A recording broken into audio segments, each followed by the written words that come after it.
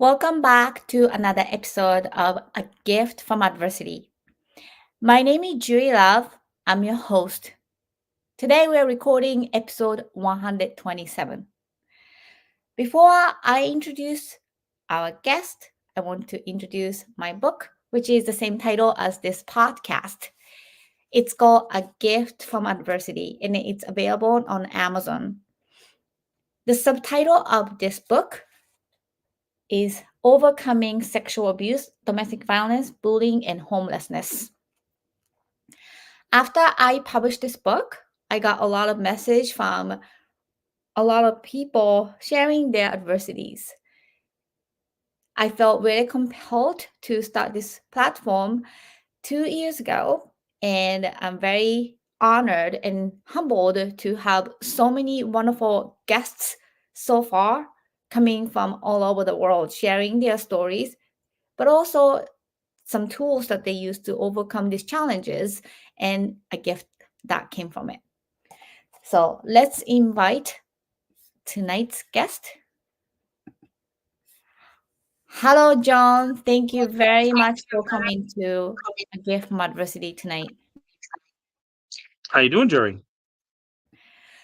Good, thank you. So can you tell our audience your name, where you're coming in from, and what you Yeah, do, and if you have any website or social media you want to promote? sure. My name's John Keough, and I am in Worcester, Massachusetts. Um, I work as an executive producer for a small production company called Manny J Media here in Worcester, and I'm involved with a lot of local productions, different small movies, and slowly but surely we're working our way up. We have a bunch of different things, Manny J Media on Facebook, Instagram, TikTok, and then we have a website, www.mjmllc.com. And then when you are doing this artwork, what are main focus of your production? So we focus on community media, and the reason why we do that is because we feel that the media landscape has really shifted over the last 10 to 15 years to where almost all of the major companies have a paywall or a subscription model, which means that when you go onto their website or you go onto their show, you have to do something, some transaction of some kind to really access whatever the core product is. But most people, when they see a paywall, especially people that come from a poor background or a middle income background, they're not going to pay for that. And so they really lose access to that information. But a lot of that information should be available for free. So here in the city of Worcester, we, pretty much starting during COVID, we started to cover some of the city events, the mayor and the city council and the city manager and those kind of things. And we put them on Facebook for free. And we found that people enjoyed that content. Excuse me. And so we've continued to do that since. That's very interesting. Well, thank you so much for sharing that. So let's dive into our first question, which is the adversity.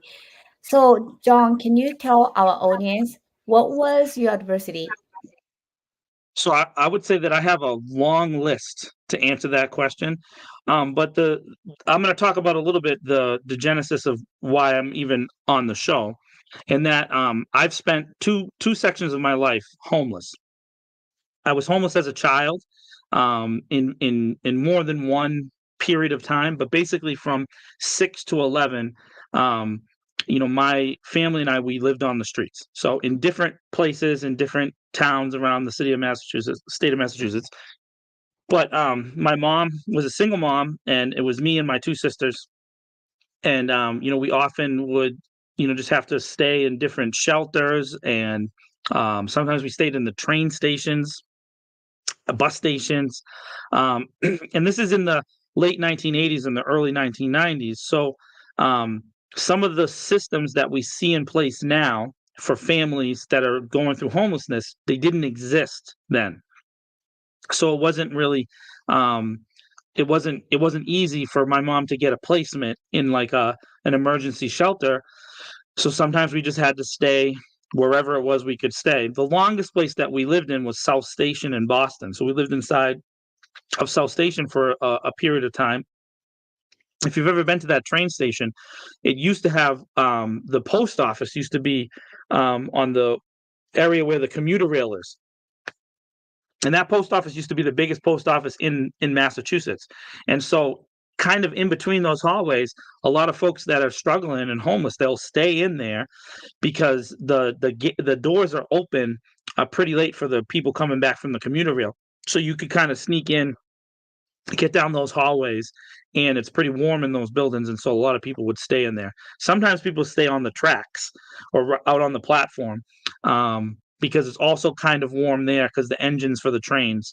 But generally speaking, the families, they would kind of let us go inside. So I did that.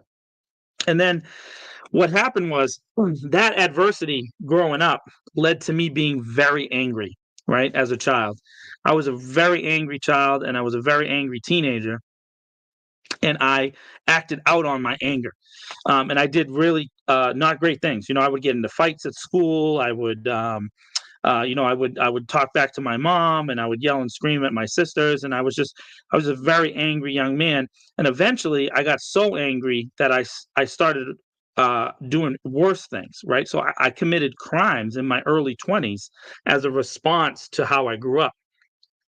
Those crimes led me to go to jail, something that you didn't know until just right now.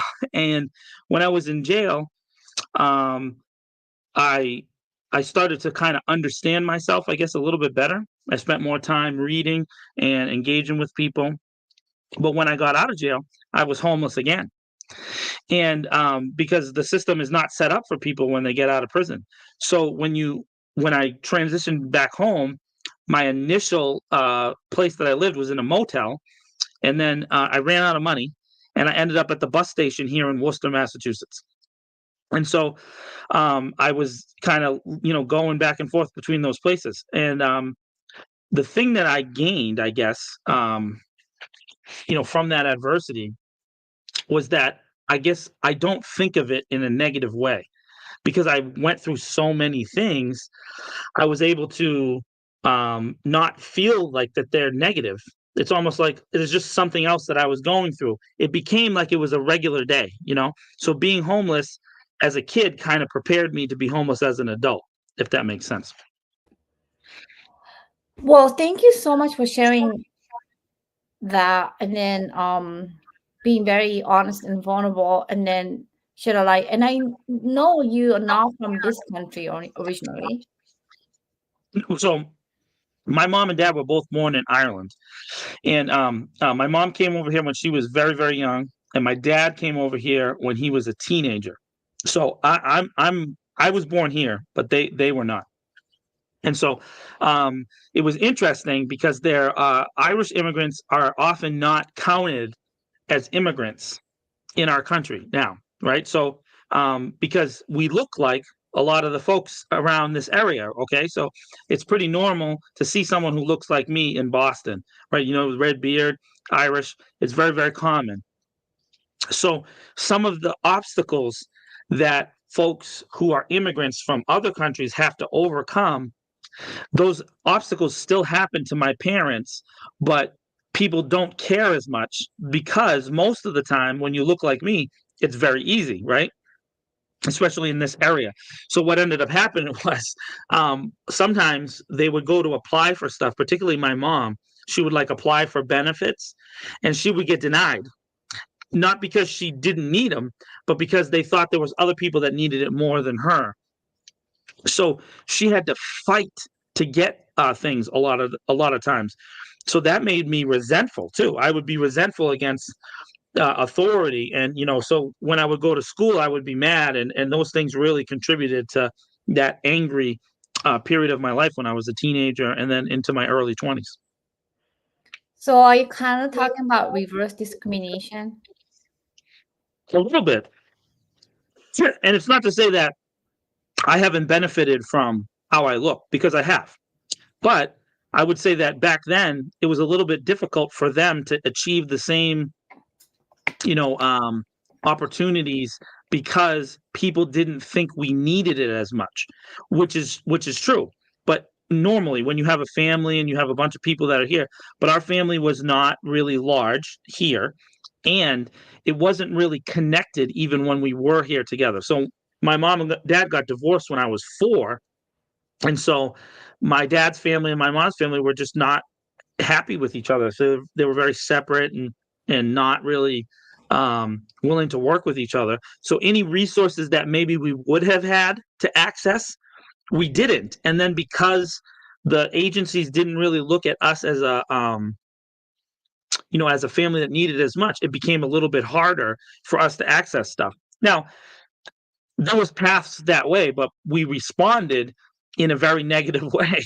And because of the negative way that we responded, it made it more and more difficult. When I started getting in trouble as a juvenile, that made it harder for my mom to get stuff. So my response to the I don't want to say maybe reverse discrimination is not the right word, but maybe just the short-sightedness of local government made it even harder because I was so angry and I kept getting in trouble that my mother wasn't able to get the things that she needed to take care of her and my sisters. So it became a necessary step when I was about 11 that my mom just had to send me off into the system. So, I started living in foster homes and then I ended up in DYS. That's they don't call it that now. I think it's DCF, but the Department of Youth Services, because I was just so upset. I couldn't. It was hard to control me. I was very, very difficult to deal with. And then, of course, I'm a big dude, and I've always been this big. Since I was 12 years old, I've been 6 feet tall and about 225 pounds. And I had a beard and everything when I was about 12 years old. So when you saw me, you looked and saw a guy, a man, and I was bigger than the kids.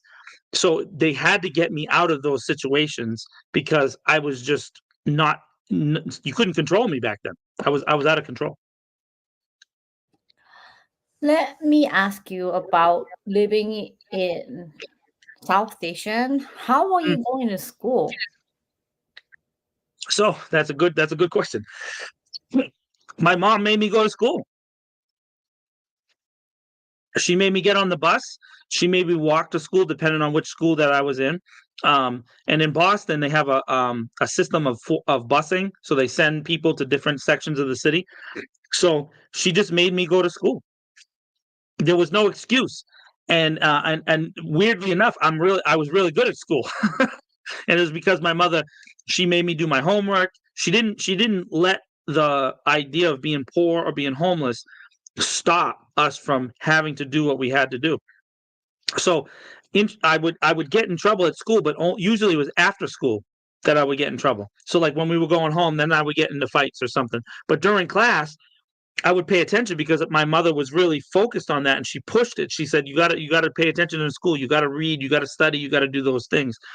So even when we started to kind of break away from being homeless and get into like the cycle of apartments and living in, tenement houses and projects and those kind of places, she had already instilled in me that I needed to go to school. So even when I ended up in foster care, I still paid attention in school because I was doing it for my mom. It was the only thing that I could do for my mom was to be good at school.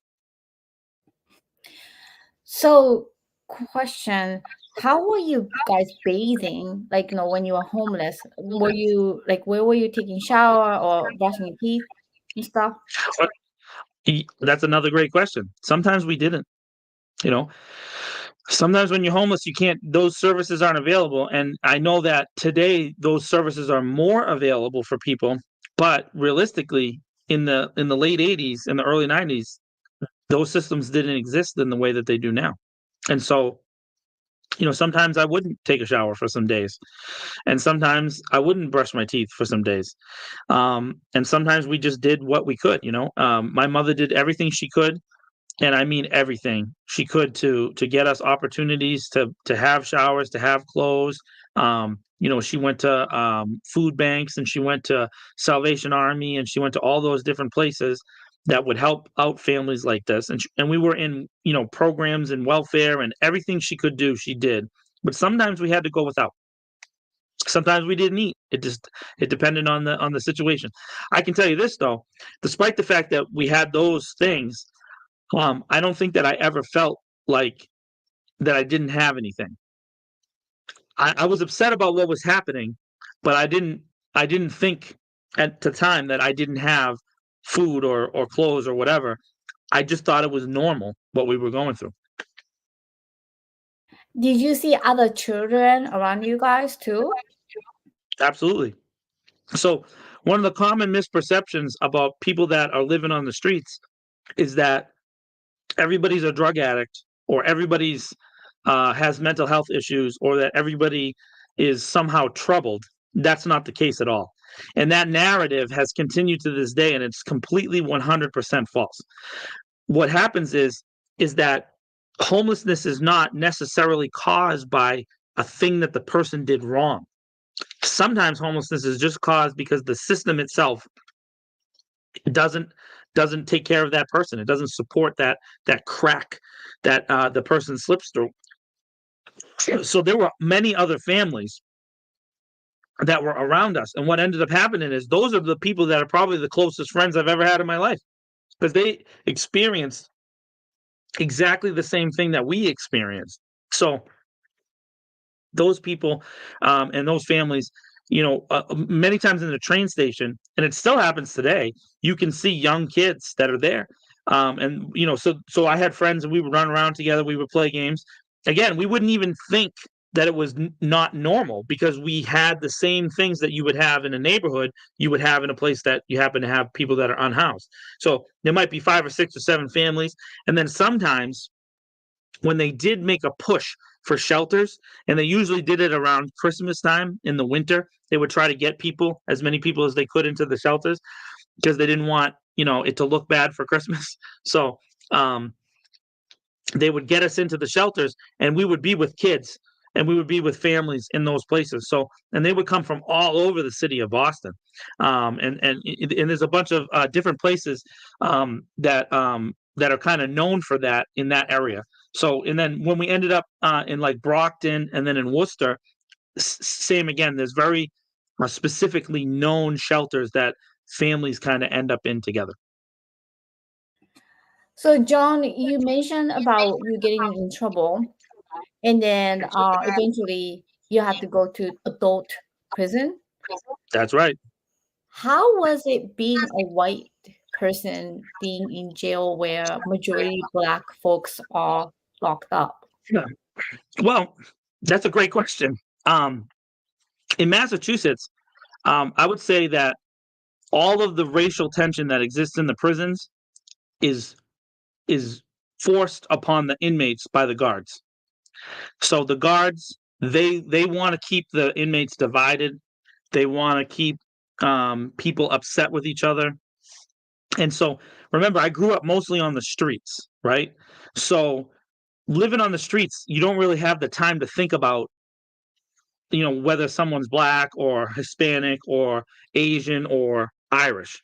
You just have to focus on survival, right? So by the time I ended up in adult prison, I was used to people being different. I was used to people being different. And I didn't really like that there was these divisions. So I really tried to be friends with as many people as possible, right? And the fact is that when you're in prison is a very dangerous place. And at any moment that you could get hurt, you could say the wrong thing and the person could want to kill you. And so I just learned to get along with many people. I had an advantage, and the advantage also is that I'm a big dude. And so generally speaking, if you are a bigger person, you are mostly left alone from a lot of the violence that takes place in jail. So I was kind of able to navigate that, and I didn't have too many situations that I couldn't handle. And so I didn't really experience a lot of that kind of tension. I know a lot of people do, but it didn't really come to me that much. And again, I can tell you this: it's not the inmates doing it; it's the guards. The guards like to keep things divided inside the prisons for control. They like to keep people controlled. Well, thank you so much for shedding a light I worked in the DYS, Department of Youth Services. So it's different than DCF now it's called. So I'd work with Blood and Crips and all the gangs for 12 years.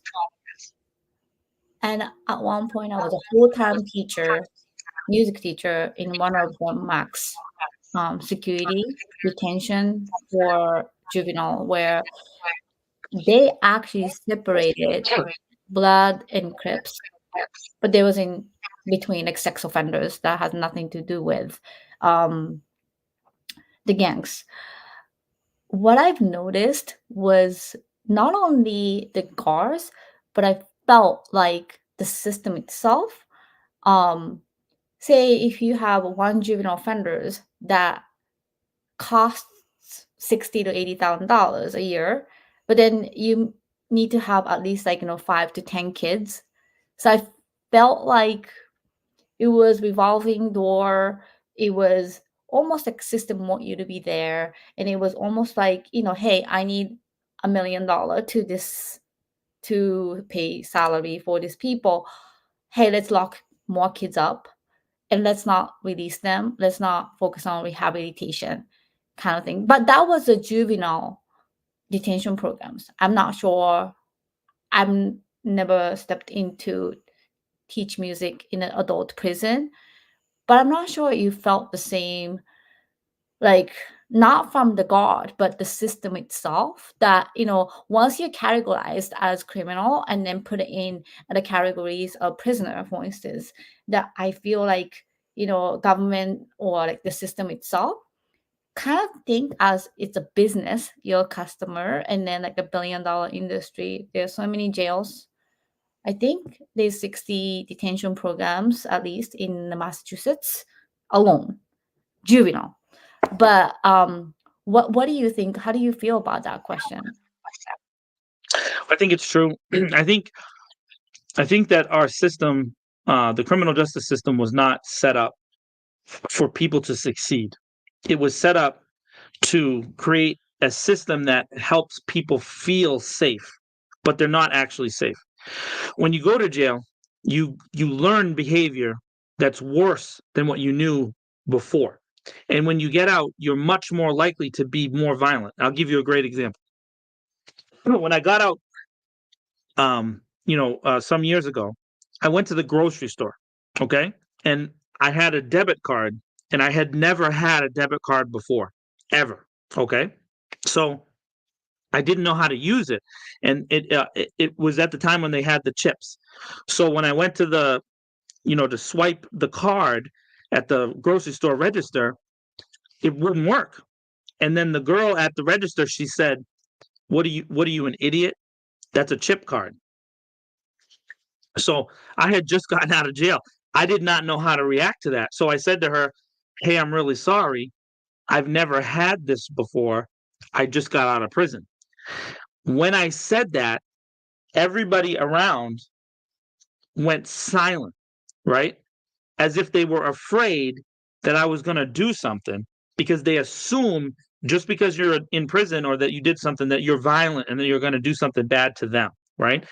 That attitude is literally built into our society. So they feel more comfortable with you in jail than when you're out of jail. And so now I asked the girl, she taught me how to use it. I did it right and I left. But that situation stuck with me until now. And I recognize that our society we try to make people feel safe by saying, "Look, we took the bad guys and we put the bad guys in the jail." But the problem is that every time you get out, you're worse off than you were before. And so then it's easy for you to fall back into those crimes. It's a system designed to continue to go. And what you said is true. When you have all these officers that are making $100,000 or $200,000 a year, you have to justify that.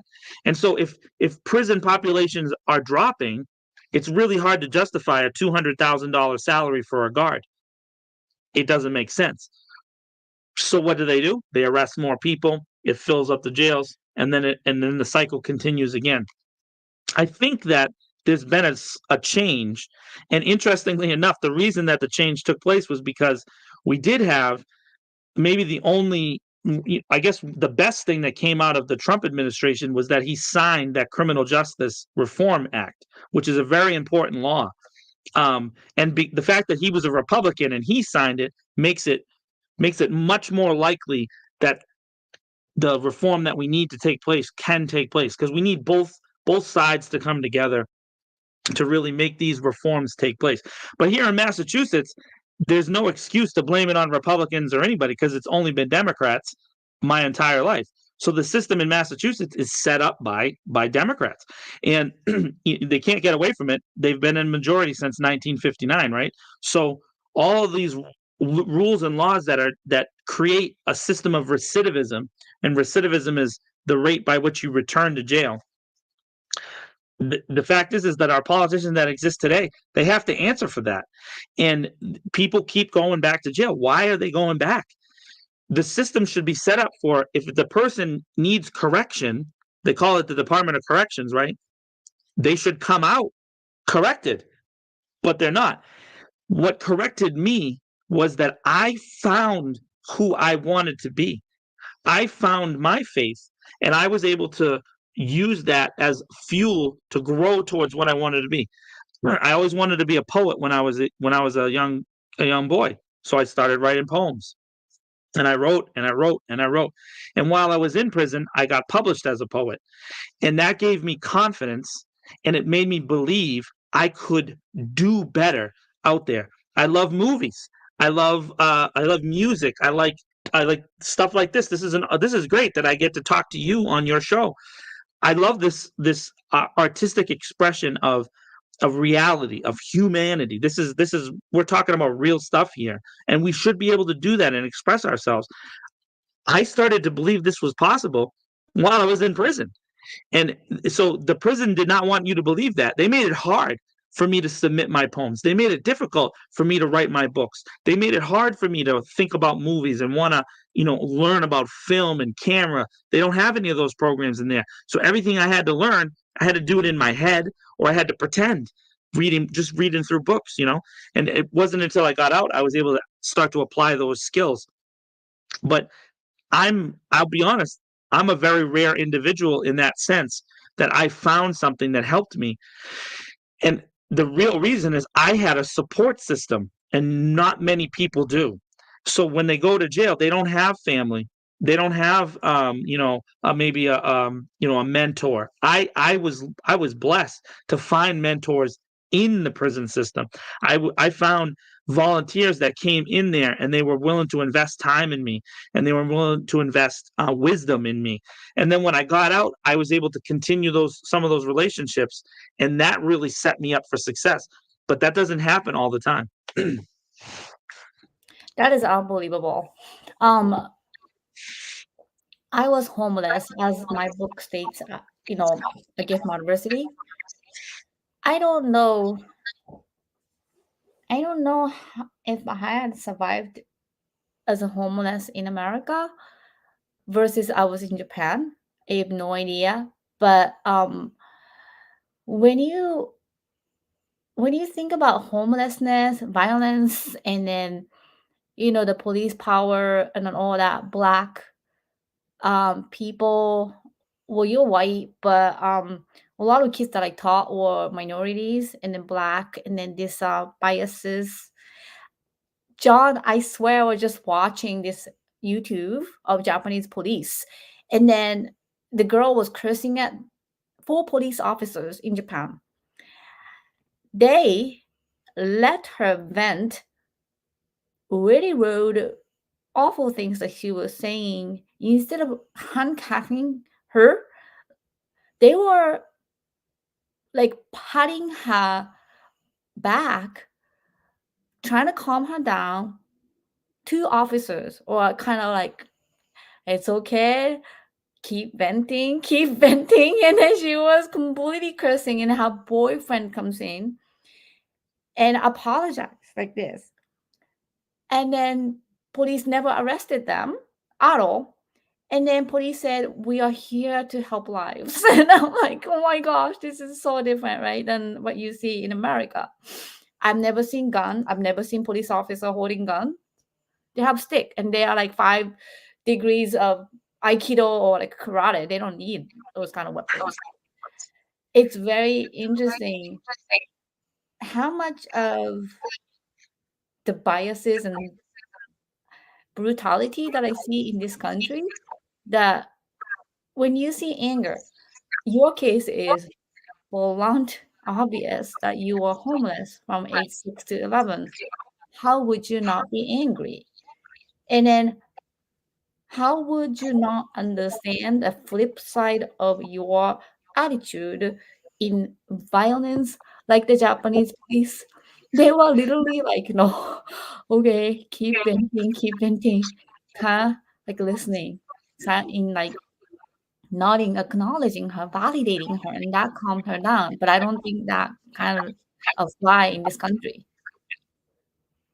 Yeah, so I wish that the system of de-escalation could be taught to everybody, right? Because the funny thing is, prison kind of taught me de-escalation.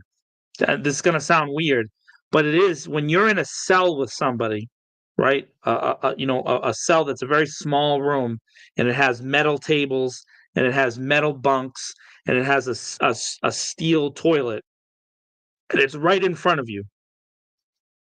If you hit that person, they might die. If they hit you, you might die. You have to learn how to calm down on your own, because if you can't talk to that person, there's a chance that somebody is going to get hurt really badly. So in prison, you learn, all right, how do we deal with this? How do we move forward? Especially when the person is just as big as you, right? You can't get away with being a tough guy. You can't get away with imposing yourself on somebody. You have to deal with the fact that they could kick your butt just as much as you can kick their butt. And so I think in the case of police officers, they haven't had that same training that I had to have, which really humbled me, because the man who was standing across from me, he could hurt me just as much as I could hurt him. And so that means that you have to reset your mind to think about, how do I get out of this? Because I don't want to get hurt. How do I get out of this? Because I don't want to die, right? And not only that, I don't want to hurt the person. I don't want the person to die. You as much as you're angry, you don't really want someone to be hurt. Most people don't want that. That just is a result of a series of circumstances that led to you to be so angry that you're out of control.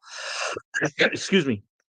But most of the time, you can have a conversation with somebody and you can talk them, like you just said, those police officers, they talked the girl down until she was calm, right?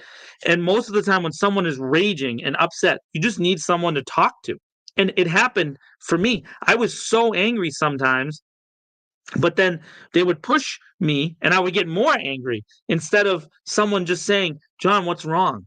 Is what can we do? What can we?" And I probably wouldn't have committed some of the crimes that I did, because there wasn't someone to talk to me like a normal person.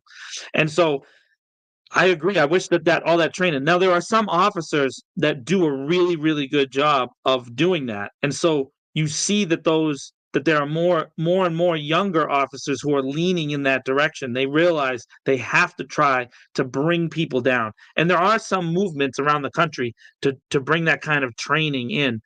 It just what I struggle with is, why does it take so long? We know it's a problem. We know it, and yet we drag our feet, and we make it more and more difficult, and it doesn't make any sense. The uniforms thing too, for kids that are kids that are black, kids that are brown, they grow up fearing the uniform. They see a uniform, they're afraid of the uniform. Think about that. When I grew up seeing a uniform, I was Irish, so every cop in Boston was Irish. So when I saw a uniform, I saw someone who was probably related to me. So I wasn't afraid of them, and I never was afraid, which contributed to me committing crimes, because I wasn't afraid of the police. Okay, so in the case of young kids that are minorities, they see a police officer and they're afraid immediately, and so they're already tense to start with, just seeing a uniform, let alone if they're in trouble, or maybe they did do something that put them in a bad situation. Now they're not just stressed out with that, they're also seeing this person who they think is going to try to kill them. And so it's a level of stress that is so hard to get people down from unless you're intentionally de-escalating the situation. And so approaching people like this, let's calm down, not moving forward towards them, not being aggressive, not being fast, speaking in a calm voice, you know, using phrases like "it's going to be okay" and "how can I help you," instead of, you know, "get on the ground" and all the things that they have to do. It's just that they were trained the wrong way, and we need to change that. Now we need to change it now. Well, thank you. We've been friends for a while, and then I had no idea you had this kind of history, and then I really appreciate it. And then, speaking of double homelessness that you experienced, I know it from the first hand, my mental health stage.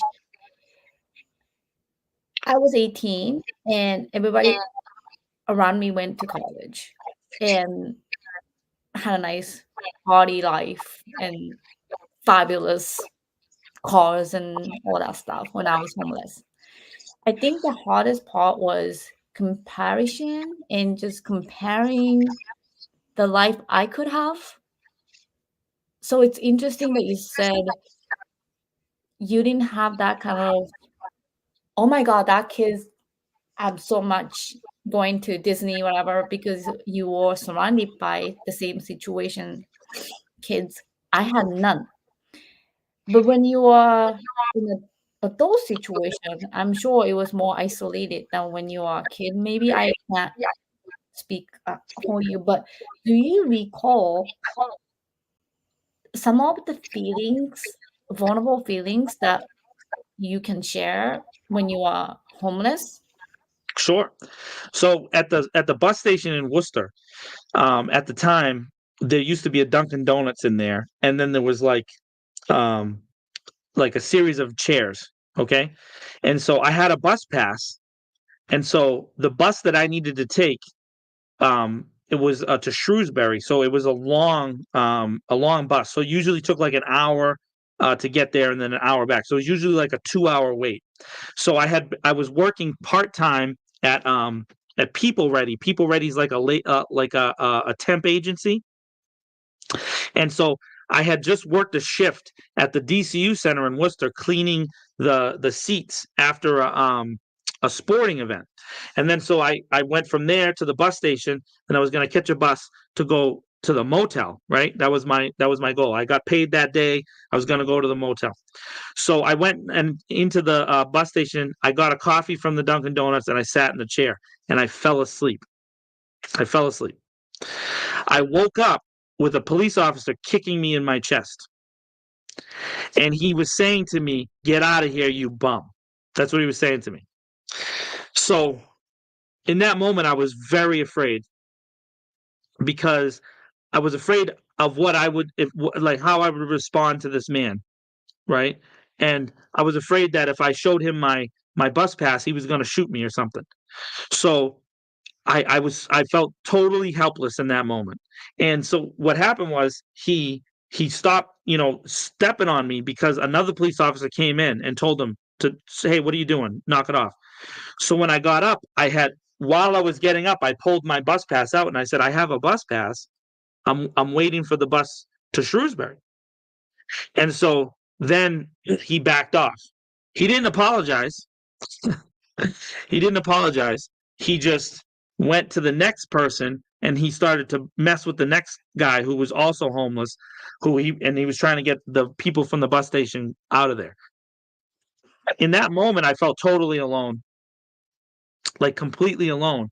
But I also felt good because I had overcome wanting to react, because I wanted to react. I wanted to hit that guy so bad, and I wanted to, and I didn't. Now, interestingly enough, as I've gone through my career now, um, I have seen that officer now a bunch of times at a bunch of different media events. I've seen him in different places, and he doesn't know that it's me. He doesn't know. He doesn't recognize me because at the time, you know, you have clothes from the shelter, and then you're just trying to do what you can, and I look very different. I look healthy, and I look happy, and I look, and so, but I see him, and I think about it all the time. Should I go tell him that I was this guy? And the only thing that stops I'm sorry. The only thing that stops me is I'm a little afraid that maybe he'll try to like bring me back to that time. And I left that time in the past. I move forward. And I believe you have to move forward. You can't, as much as these things has that happened, I guess you can say that they were bad. I really like who I am, and I like that I've gotten to this point in my life. So then, because I have that perspective, all of the things that happened that were negative, they're actually positive, because I can share this story with you, or I can help someone else that's going through something similar, because I experienced those negative things. So I've decided most of the time to just leave it in the past and to move forward, if that makes sense. Well, maybe you can share this podcast with him and then see what he says Absolutely. instead of like confronting him. Now, I have a question about Corey. So as adult, if you go to prison, I know Corey is gonna be a huge speed bump, like just really hard to get a job or even volunteer. How are you dealing with that? So a couple of things. One, I happen to be a skilled worker. I have a degree. I finished my degree earlier this year, and I have a lot of skills because before I went to prison, I was kind of a nomad, and I went around and got and worked in a lot of different jobs. So I have a very unique experience, and I have a very unique set of skills. And because of that, I've been able to get jobs. The other thing is that I was able to start at the bottom. So most of the time, when you are getting out of prison, there are jobs available for you. However, they're usually very physical jobs, and you don't get paid a lot of money. But there are jobs that are available. The problem is that most folks don't want to do that work because it is very dehumanizing. And like I told you, I cleaned out the seats at the stadium, and sometimes you would clean a seat and someone left their food all over the place, and they throw their trash everywhere, you don't feel good about yourself when you're picking up other people's trash. It makes you feel, like you're small or something. But I have a goal and a belief that I can make a difference with my story and with my work ethic. So I don't care what the Corey says. And not only that, at this point, I've built my own company with my partners, Manny and Leanne. And if someone has a problem with my background, that's their problem. That's not my problem. And if you can't look at my life and see all the things that I've done to change, and see how I can contribute to your life, you're missing out on an awesome dude, because I'm pretty awesome. And so I love people. I'm happy. I'm joyful, and my past experiences makes me able to do that better. So I don't care anymore about that, how you feel about what happened in the past. I understand, Corey, and why it's important for, like, I don't know, working with kids, or insurance things and that. So I'm not going to apply for a job at a bank, right? But I can do so much more. And I mean, I've executive produced movies now. I mean, who else can say that, right? My life is so radically different than what it was. And so my story is going to now become an asset that can contribute to the other people having opportunities. And then the last thing I'll say about that is this: the Corey system that we have is wrong. People should not be paying for things where they already served their time. They should be able to move forward. I recognize that the police needs information about certain acts because we have to keep our children safe. We understand that. Everybody understands that. But it doesn't mean that they shouldn't be able to work. You're basically making the system continue on, because when you go to get a job, and the person tells you, well, I would have hired you, but because of your record, that is a traumatic event, and you will now have to process that. And if you don't have a support system, it's very likely that you're gonna act out on that, or you're gonna end up homeless, or you're gonna end up. There's so many things that could happen, and we're saying with our system we're okay with that. It doesn't make any sense. So there's been a lot of movement in Massachusetts towards Corey reform, but in my opinion, when you get out of jail, your record should go away. No more keeping those records, except for very specific situations that involve the safety of children. And we don't even need to say what that is. Those are things that we should be dealt. But no, you and I don't need to know that. The police need to know that. Experts and doctors, they need to know that information. But it doesn't help me to know that. How does it help me to know what someone's record is? It doesn't. It doesn't change my life in any way, shape, or form. But it does matter when we're talking about schools and how we deal with school safety for kids. So I think that the way we deal with that is we keep those records specifically for personnel who need that, and then for the rest of the people when they get out, I think that they should get out without a record and move forward. That's my opinion. Well, John, thank you very much for sharing your life story, and then very important story, and some of the things that we probably never hear. And shockingly, like, people assume Black folks gets locked up more. So when you see people like at the grocery store, they don't expect you spend time in prison system. And I feel like that would be more shock for people. Have you gotten those kind of reaction except Oh yeah. except the grocery store? Because I feel like if you're Black, like, okay, I was in prison, people wouldn't be as shocked.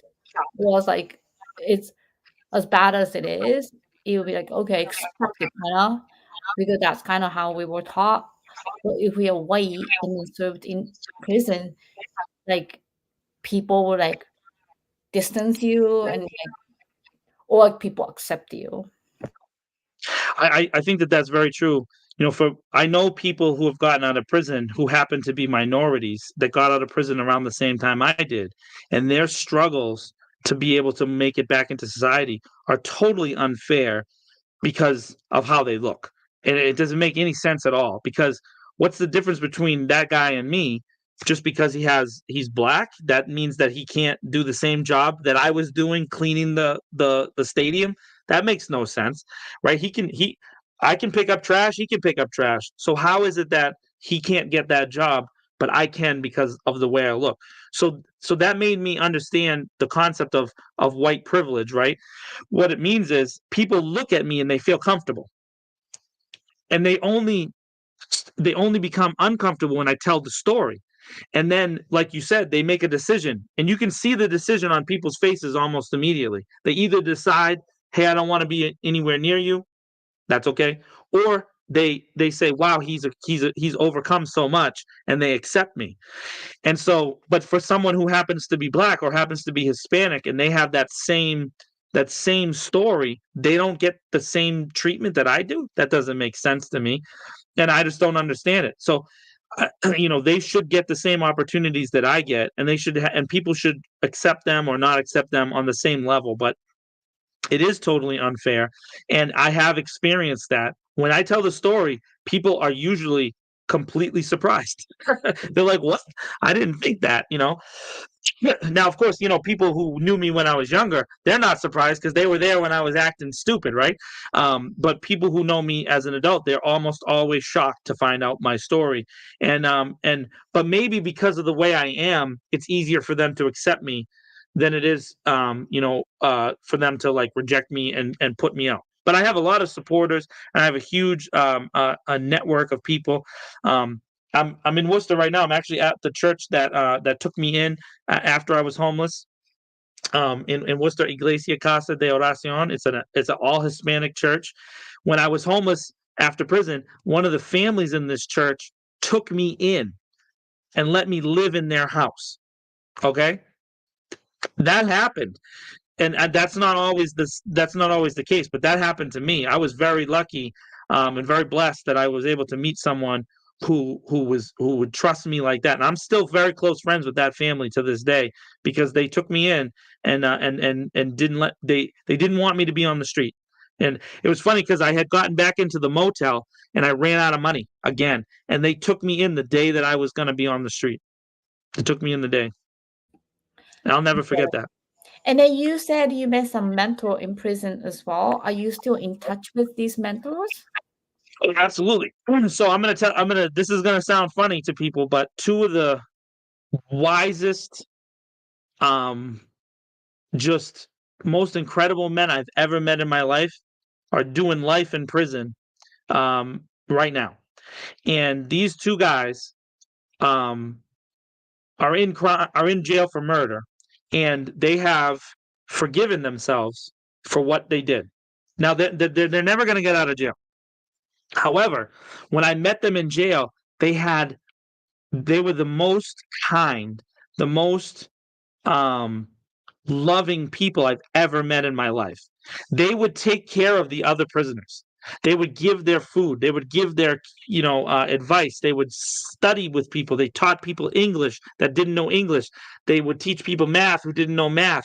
They just invested in people, and I saw that, and it blew my mind because I was angry. Remember, and so when I met someone who was in jail and he's never getting out, and he's not angry, I couldn't reconcile that in my mind. And so I started to listen to these two guys, and they changed my life. And then from there, I still write with them. They're in prison. I write letters back and forth with them. And then from there, they led me to a network of prison volunteers. So there's a huge network in Massachusetts of people who go and volunteer their time in the prison system in this state. And the inmates who take advantage of those volunteers, they don't go back to jail. I'm telling you that right now. If you go into those volunteer programs, if you know anybody who's in prison, if you're watching this and you know someone who's in jail, tell them to go to the volunteer programs, because the volunteer programs are where they're going to learn how to get out and function in society. That's where they're going to do it, because those people care about them enough that they'll tell them to their face what they need to change, how they need to be, and the things that they need to do to be able to re-enter into society. Remember, a lot of these people get out of jail. They've been in jail for 10 years, 15 years, 20 years. The world has changed dramatically, right? When I got out, my phone, right? I never had a smartphone before. The last phone I had before I went to jail was a flip phone. You remember the flip phones? So now everything's inside this thing. So you can imagine a guy who's been in jail for like 25, 30 years, he sees this, he'll have no idea how to use that thing because they don't teach that in jail. They don't. So they need to those you need to go to the volunteer programs. And so yeah, I'm still in touch with some of those folks. They're still in my life. And then of course, the church family that brought me in, I'm still close with all these people. And I'm very grateful for all the people, and then of course Manny, Manny, and Leanne, they're my business partners, and they have supported me through everything that I've done. And not just them, but all the people in the industry that have been on my side, from the very, very beginning, including you. So this is funny, Juri, right? Now I finally get to tell you thank you for what you did, because you let me be in a role in Matt's movie where I got to work out some of the things I dealt with as a person who was homeless, and I got to be that person on screen, and that was a big deal to me when you brought that role to me, and I, to this day, it was one of the best experiences I ever had. And it was a long day. We had a long shooting day that day, and it was a lot of work involved, and all the people that were there. And I'm so proud that I was able to do that. And hopefully, when that movie comes out, people will see I know exactly what it meant to me to be that guy in that situation, because I was there too. And so I understood it, and I understood exactly what he was going through. So I'm very grateful to you for that. Well, Thank you so much for saying that. It means so much. Now, let's move on to the next question, which is the Sure. tools that you use to overcome. And this is by far the favorite part of my podcast. That every guest that I had so far shared really extremely useful um, tools that they use to overcome because they're real. So, what are the tools that you use to overcome this extreme adversity? So nowadays, the if I do have a bad day, right, I have a catalog of memories that of things that I've experienced in the past that were really negative. Okay. And usually I can compare whatever it is I'm going through today to those things in the past. And the things that I experienced in the past, they're tremendously bad. So anything I go through today doesn't compare. So usually when I think about it in that way, when I think, hey, you've overcome this before, or you've been through way worse than this, it completely calms me down. And so I don't really rise to the level of anger that I used to. In fact, I would say since I've been out of jail, I think I've gotten really angry 3 times. And all 3 times I didn't put my hands on somebody. All 3 times I was able to eventually calm down. And so and that doesn't happen that happens, very rarely. And so the reason is because I can think about what happened in the past, John. What thing did you do before? Where are you going? Why are you so mad? And usually the reason that I'm mad is very small, right?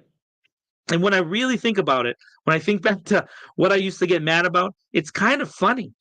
And so I tend to laugh about it because I was mad, but it wasn't it wasn't something that needed the response that I gave it, right? So I was being stupid, but I didn't know I was stupid because there was nobody around to tell me. Now I know because I'm around to tell me, so I can think about what I did before, and that having access to that is tremendous, and it allows me to navigate through really difficult conversations.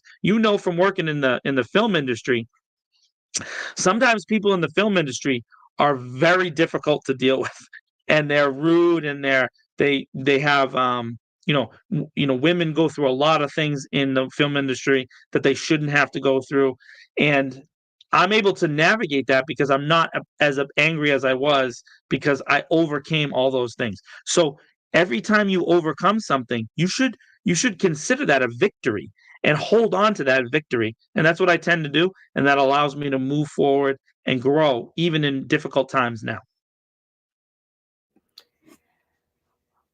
Well, thank you very much. Sometimes some bad thing happens, and I tell myself, I always compare the worst moment of my life, which was when my father was raping me, and compared to your own father forcing you to do sexual activities, everything else is like, hmm, it's a bad example, maybe, because not most of the people don't go through that. But when I think about the same, like, sense of loss and then everything that I could not control, I empathize with you, but also, what are the victories that you're talking about? Like, you have already overcome these things. Usually, kids should not be homeless from age 6 to 11. That's my kid's age.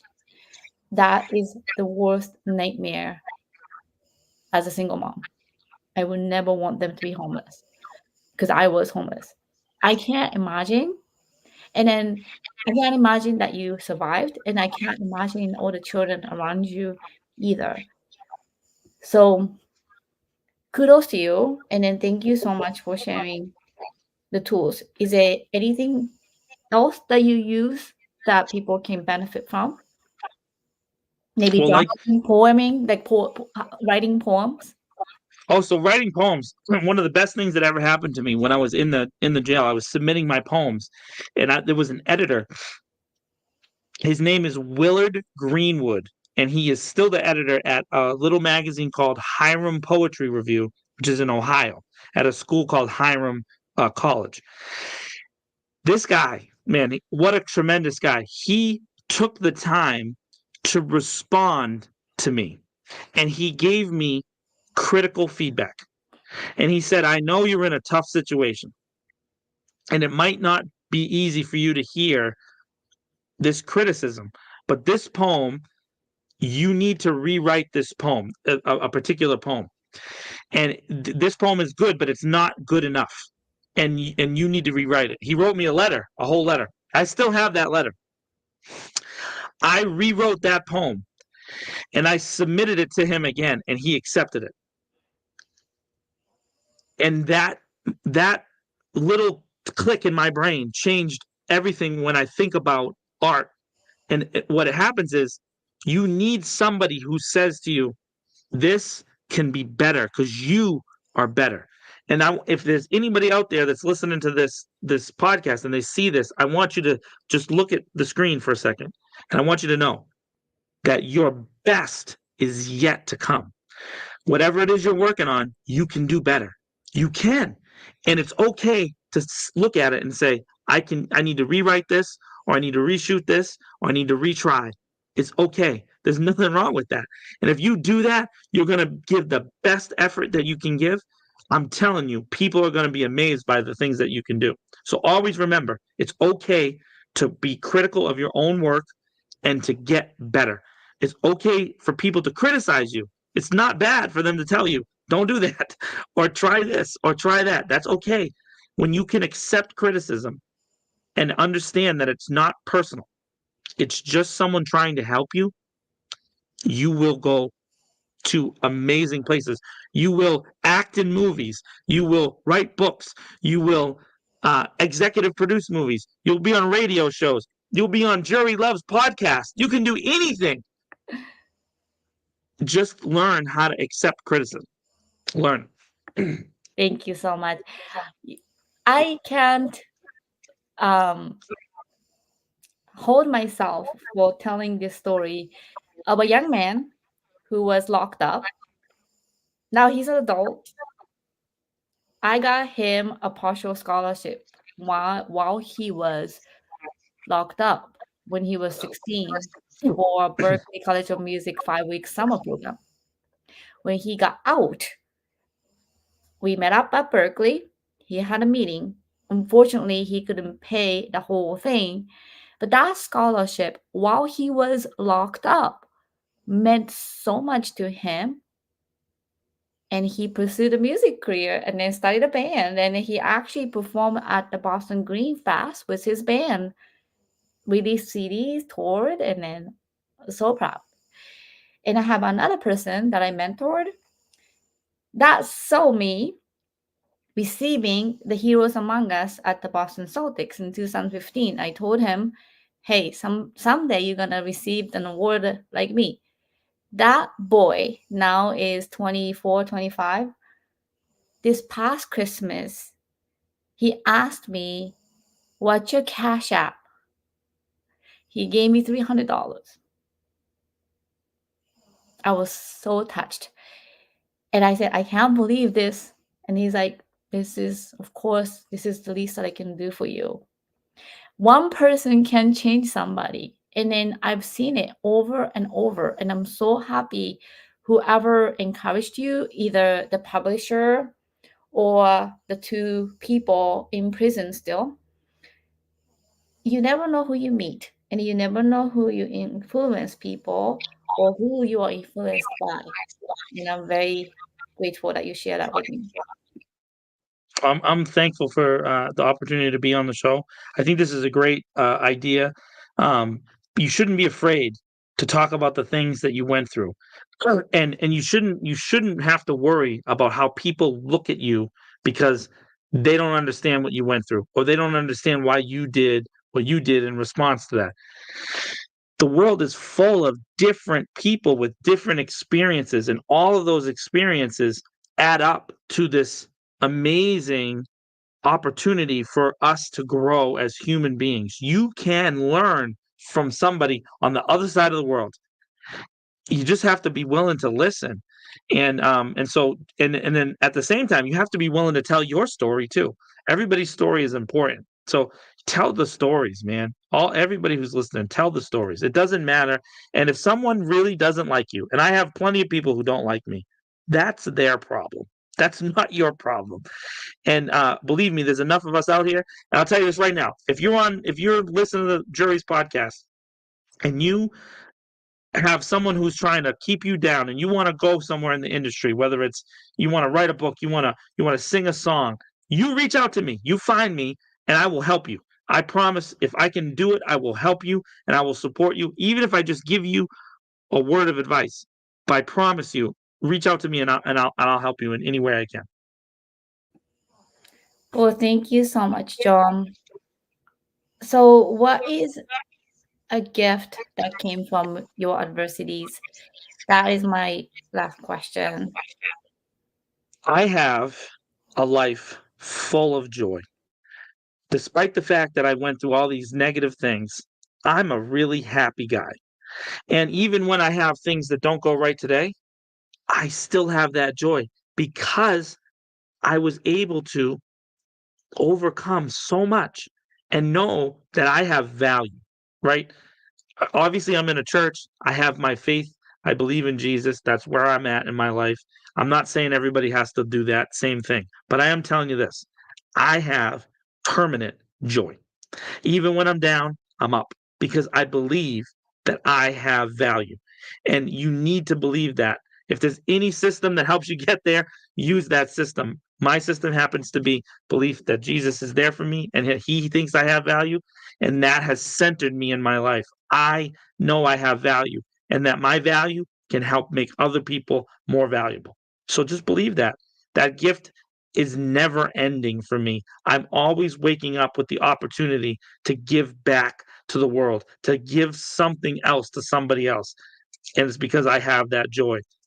Joy is never ending. Joy is never ending. Do you know Jimmy Jackson is watching? Go, John, amazing person in the story. Jimmy Jackson is amazing himself. I love that kid. And someday he's going to be everybody's boss in the industry in New England. Watch. I promise you that. He's so talented. This kid has a rap album. He's a cinematographer. He's a PA. He's a sound guy. He's a producer. He's an actor. He does it all. That kid's amazing. I love Jimmy. Hi, Jimmy. Hi, Jimmy. Maybe we can to get work together. Well, thank you so much, John, for this very real story.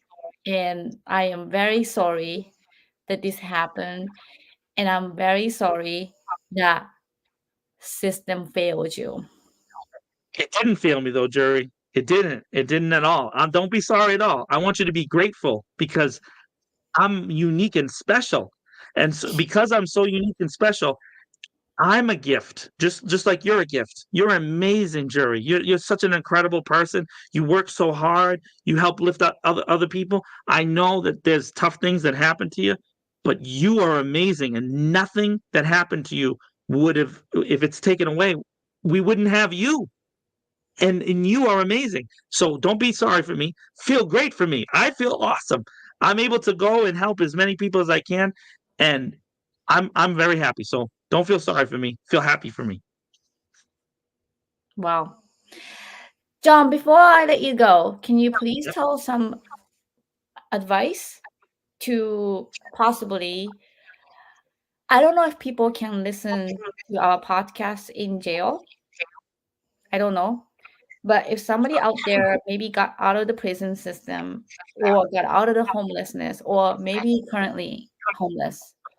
By the way, as Jimmy Jackson said, "Aw shucks, thanks, guys." So, can you please give advice to somebody who's maybe going through the toughest day of their life? I think that the biggest piece of advice I can give to someone who's struggling is that it isn't over. Okay? Don't give up. Because when you give up, right, you miss out on the opportunity to contribute. Everybody has value. All human beings have intrinsic personal value that is unique to them, and they have an opportunity to give back. So yeah, you're struggling and you're down, you're living in the streets, you're living in the woods, right? It's cold, you don't have enough things going on, but I'm telling you, there's nothing that can't be overcome. I've gone through it all. There's some stuff I didn't even talk about here. I just talked about one aspect of my struggles and the things that I went through in my life. And I'm telling you, there's worse things than this, but it too can be overcome. Every single person, every single person has value. So just remember that you have value. I don't care where you are. I don't care what you did. I don't care what was done to you. You have value. And if I can just reach out to you through this screen and you're hearing this, get a hold of me and I'll prove it to you that you have value. Get a hold of me and I will prove it to you. You have value. Every single person. Thank you so much, John. You're welcome. Well, thank you very much, everyone, for tuning in to another episode of A Gift from Adversity, and we'll see you next time.